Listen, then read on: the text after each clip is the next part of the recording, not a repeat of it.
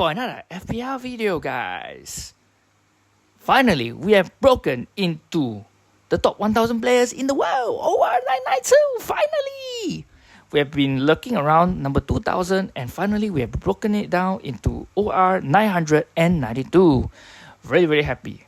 But it's not over because the game does not end. This is only the midway point. So we need to keep moving forward. But this week, the team looks so poor. And I use my 2 free transfers. If you have been following me, you will realize that I have already made my 2 free transfers for Salah and Son. And who are the 2 transfers? Jarrod Bowen. Huge regret. Why did I bring in Jarrod Bowen? Oh my god. On paper, it looks such a great move. Because Bowen has such good fixtures. But why? Why do you have to go and get injured, brother? Why? Because Bowen has Sheffield United and Bournemouth and even Manchester United. These are good fixtures. These are phenomenal fixtures for Bowen. And yet, he's got a 50% chance of playing the Sheffield fixture game. So I made a critical error, and I think this is a huge lesson to myself or any other player. If you're buying a player, don't knee-jerk. Don't need to follow the crowd. Do your own thing. I've been preaching this for the whole season. But I also succumb myself to some peer pressure. Unbelievable. Well, since I made the transfer, I have to play him. There's no choice. But today, I just made another transfer because I got the news just now, unless I'm drunk and I didn't see the news correctly, that Erling Haaland is still out of the team. So with Erling Haaland out of the team, who have I got in? Phil Foden. Now, it does seem like a boring transfer to make. And it is a boring transfer to make. But, I think it had to be done because Manchester City is going to get a double fixture in game week 25 versus Brentford and Chelsea. So you want to stock up as much of Manchester City players currently, because these are the players that will help you gain extra points with the extra fixture long term. Now with KDB especially saying that he's not going to be fit and ready for the next few games, he says that, he's old now and he's not going to play big games, 90 minutes. I don't believe that because he's one of the best central midfielders in the world, and I don't think Pep will let him do that. But if he says it as it is, I have to believe him. So I think the next best option that I will buy is Phil Foden. So that will be my team of transfers for this week. But I'm also very, very tempted to make a wildcard decision.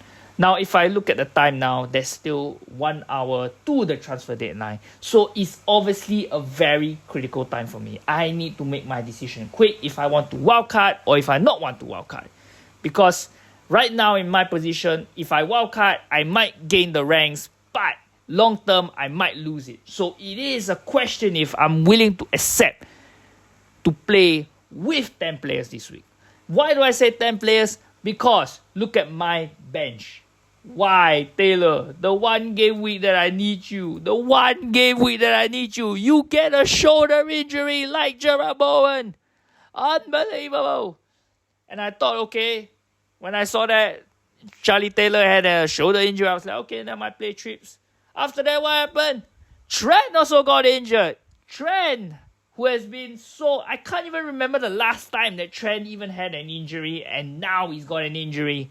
As soon as I need him to play in my team, he's got an injury. So my team is basically quite screwed. So I can tell you honestly, this was how my team looked like at the end of the window, if I don't make any aggressive transfers. So if obviously the 2 Liverpool players, Shimikas has just gone back to some gym work, but he's not fit, so I don't think he will play. But I'll just play, maybe hoping for a miracle. Maybe Shimikas will play.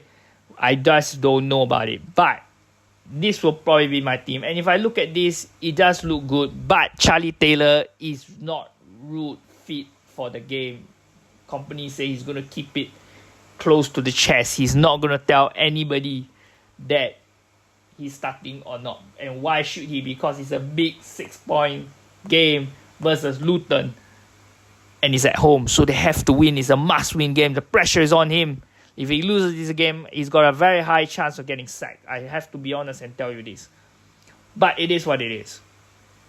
But yeah, this will be my team currently. If, for example, Bowen is injured, then Gordon will come in, which I'm also not too upset about, because for me, I mean, Gordon has got a phenomenal record at home.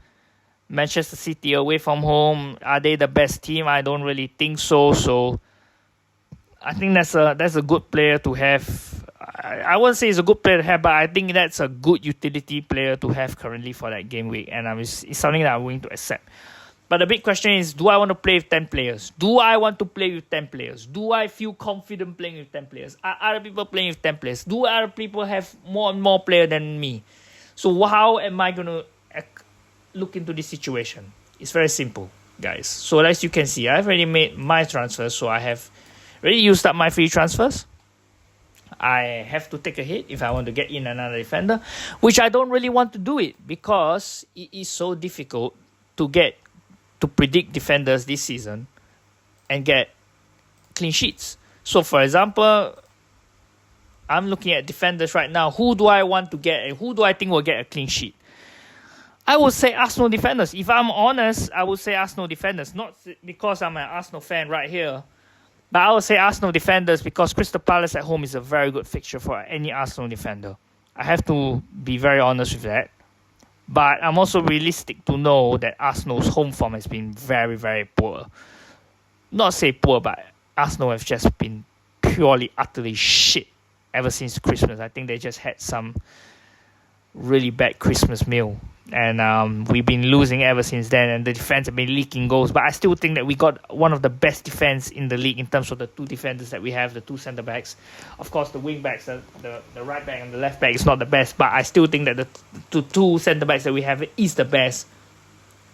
But do I want to go that level to get a player in with a -4?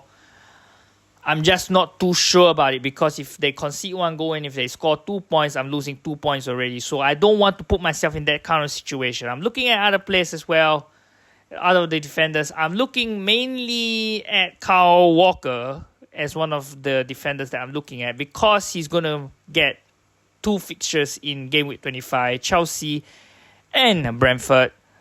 But I don't know. You know, it's a Newcastle. They're going to get some good rest. Is this the type of game where, you know, Man City will concede? I do feel Man City will concede, so that's why I'm not going for that kind of transfer. But he's a player that I'm looking at. Another player that I'm looking at is Estupinian. But Estupinian is not really... I mean, Wolves at home on paper looks like a good fixture, but Wolves at home, Wolves is a good team. Don't underestimate Wolves. I tell you, they are a very organized defensive team, and they can break opponents' defense, you know, with that type of organized gameplay. The team, I mean, so I'm not sure if I want to take a -4 for Estupinian. That's the big question. And that's the question I need to ask myself, even to the last few minutes of the window. But I don't know at the moment. I haven't made my choice yet. I haven't made my decision yet. Let me know what you guys think, if I should make the transfer or not. If I should buy Walker or Estupinian. I mean, these are the two players that I'm looking at the moment. I don't know. I really don't know. I mean, it's going to come down to the wire in the last few minutes. Then I'll make my decision. Maybe I'll wait for some Burnley team news, hopefully, in the last few minutes. Then I make the move. But I don't know. I think if I get Walker, then it's going to be very difficult to get Haaland back, because after that I got no money for it. So that's the big issue. But that's going to be interesting. Another thing that is on my mind is to play the wildcard. And why do I say play the wildcard? Get rid of all the players that are right now half injured or injured, and get the players that I want. So one of the players that I really, really want is a striker. Because I can't accept the strikers that I have now. I don't think... where is that guy called? Tony. I would love to get Tony. This will be my wildcard draft. So you guys can take inspiration from it. But I always say, play your own game, guys. Play your own game. Always remember why you buy that player, okay? Don't follow anyone else. Yeah. Okay, so I will get this. I will get a Liverpool attacker. I will not get Jota. I know a lot of Liverpool fans like to say Diogo Jota. But I don't think Diogo Jota is the best midfielder, in my opinion, for them to score goals. I think Luis Diaz is a better midfielder for them, you know. And then after that, defenders probably get the Estupinian. Where is Estupinian? Where are you? Estupinian with Walker. Now this would be an aggressive move by me, but I still not decided if I want to make this move. So I'm going to make it at the very, very last minute. I can't tell you exactly if I want to wildcard or not, but I need to make sensible decisions. I know I'm in the position where I don't really need to be the most aggressive player in the world. You know, I just need to keep focus on the players that I have and then see how we can build on from there. But if, for example, I was going to do this, then this will be my team for now. What do you guys think of this wildcard team? Because I'm very, very... I mean, this is a very, very good wildcard team, in my opinion.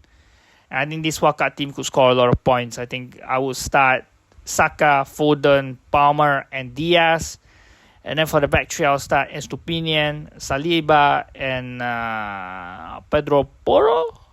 Because Porro is against United, probably might get some good goals there. So I don't know. I don't know if I want the wild card, because if I wild card, even next week I can get Haaland. I can sell Tony, and I can get Haaland, and then I can cap Tony.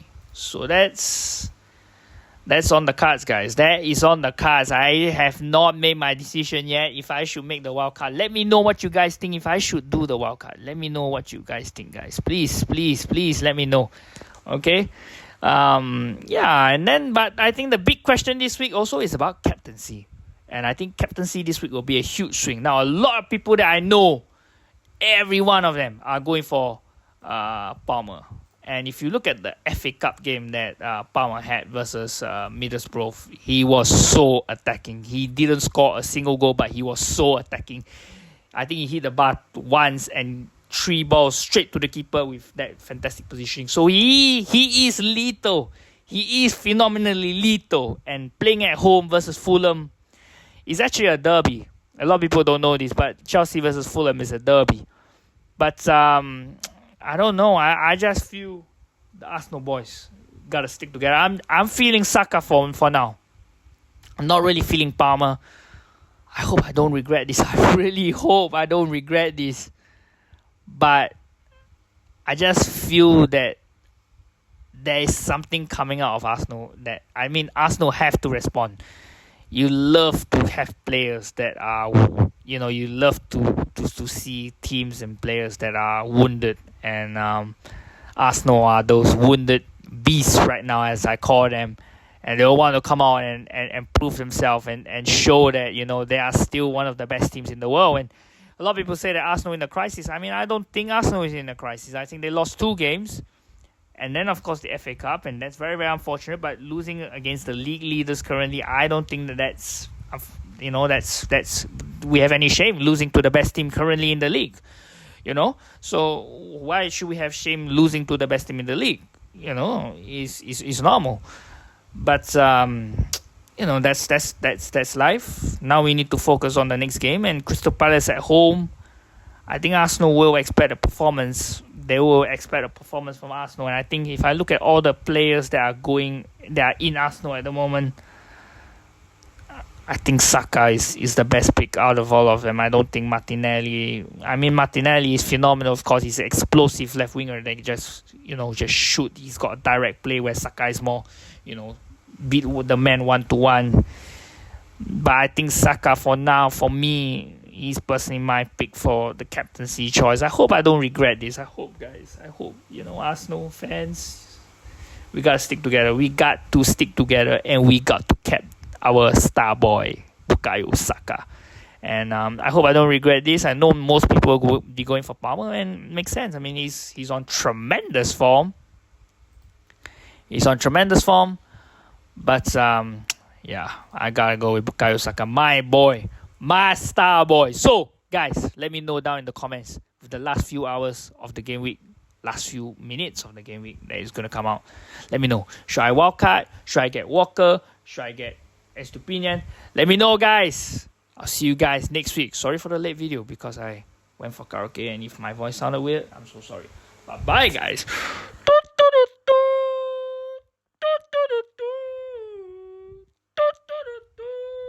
Game week deadline is here.